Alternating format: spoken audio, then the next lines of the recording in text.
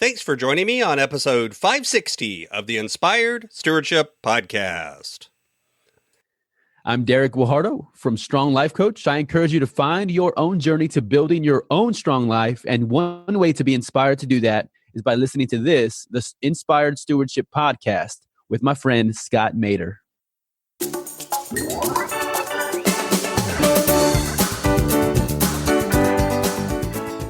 Where all of a sudden the car breaks and you've got to buy a new car.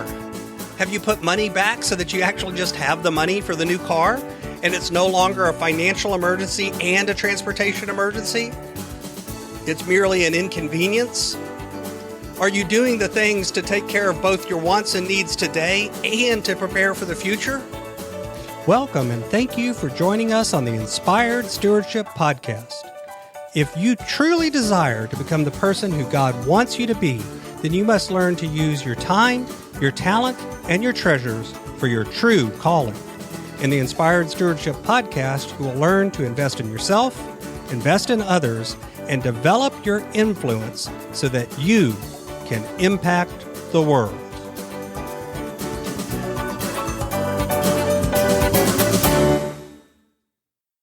In today's episode about investing in yourself through stewarding your treasures, I talk with you about why we often think of wants and needs and how this can affect our income and expenses in a wrong way, why disposable income is a horrible term and a horrible way to think about your money, and how to refocus on your income as a tool for growth.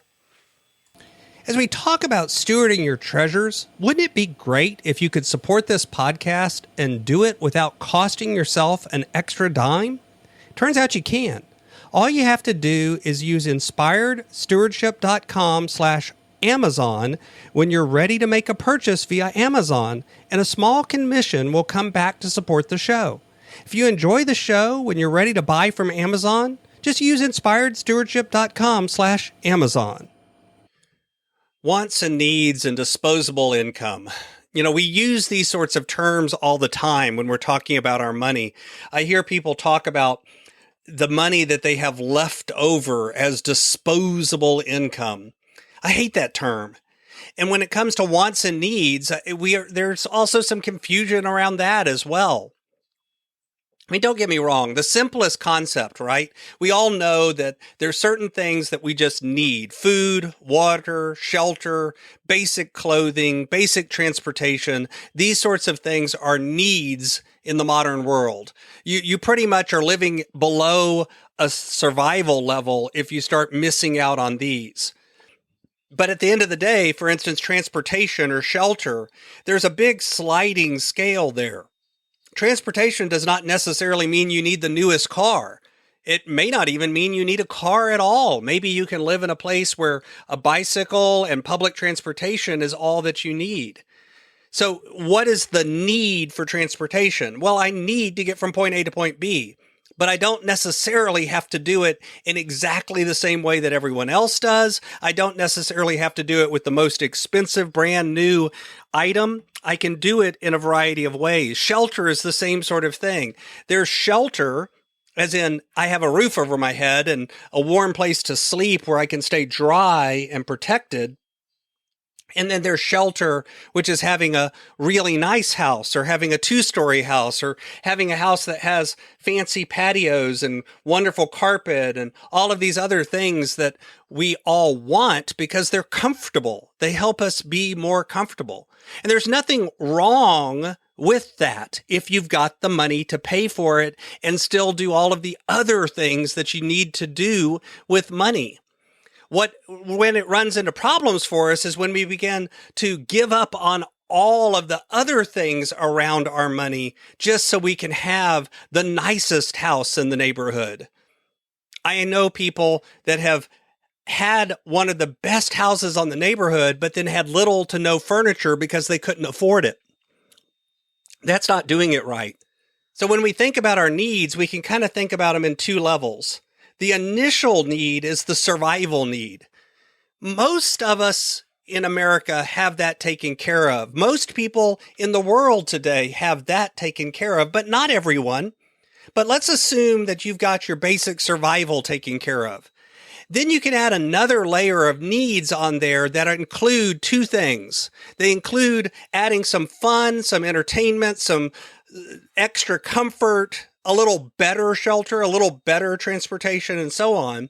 But they also include the needs of taking care of things like retirement, things like taking care of your kids, taking care of schooling, taking care of growing yourself, taking care of making sure that you're investing some of your income in growth and new opportunities. They can take the place of growing for the future as well as taking care of comfort in the present. And when you begin to add those needs in, then all of a sudden, the amount of income that you have left tends to rapidly go down. Wants are those things above that. So even after you've added a layer of comfort, a little bit of travel, and maybe a little bit of fun activities, and you've added a certain level of investing for the future, wants are then the things above that. So this is adding on to their house. This is remodeling the house. This is upgrading the car to a newer car. This is those things that are definitely not just a need, but you want them because you want them. And there's nothing wrong with that. But again, you've got to fit it into the plan. You've got to make sure that you're looking at both short-term and long-term. And when you do that, you suddenly discover that usually there's little to no income left. So this whole concept of disposable income goes away very quickly, because disposable income sounds like income that I can just get rid of. I don't need it. It doesn't do anything for me. And the truth is, that's the wrong way to look at it. Your income is your most powerful wealth building tool. Your income is what allows you to take care of your wants and needs today and into the future. If you do smart things with your income, then you begin to grow not just your wealth, but yourself. Do you have a certain amount of your income that you put back every year for growth opportunities, to take classes, to read books, to go to conferences, to do things that grow your mind and your body and your spirit and your soul and help you get better than you are today? Do you have a certain amount of your income that's put back and looking to provide for the future, for yourself, for your spouse, for your kids? Do you have a certain amount of your income that you're looking at and you're taking care of those things that oftentimes turn into the unexpected expenses, where all of a sudden the car breaks and you've got to buy a new car? Have you put money back so that you actually just have the money for the new car and it's no longer a financial emergency and a transportation emergency? It's merely an inconvenience. Are you doing the things to take care of both your wants and needs today and to prepare for the future? And if you're not doing that, why not? Usually, a lot of times people will say, because I don't make enough. And that may be true. You may discover that you actually have to increase your income to be able to have enough money to do all the things that you want to do. And there's ways that you can do that. But you also may discover that the truth is you've got plenty of income coming in. You're just distributing it wrong because you're beginning to think of some of it is disposable income that you can just waste.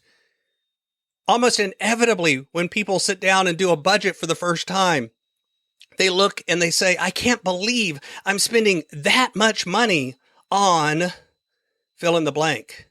For most of us, it ends up being food. We end up eating out and spending tons of money on groceries that when we reflect on it, we recognize the fact that a lot of that is money that we don't need to spend on that. Because it's not about eating, it's about convenience.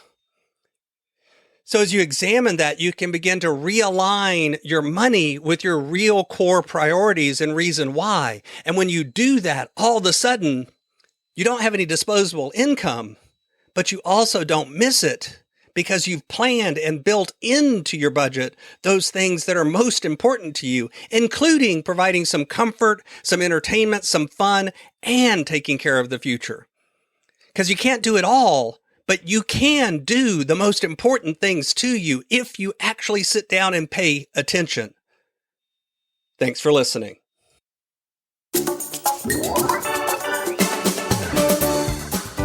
Thanks so much for listening to the Inspired Stewardship Podcast. As a subscriber and listener, we challenge you to not just sit back and passively listen, but act on what you've heard and find a way to live your calling.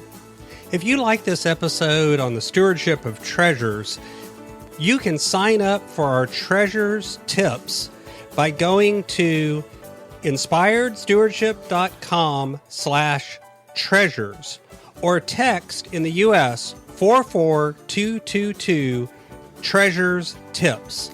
And we'll send you 5 weeks of our best tips on stewarding your treasures. Until next time, invest your time, your talent, and your treasures.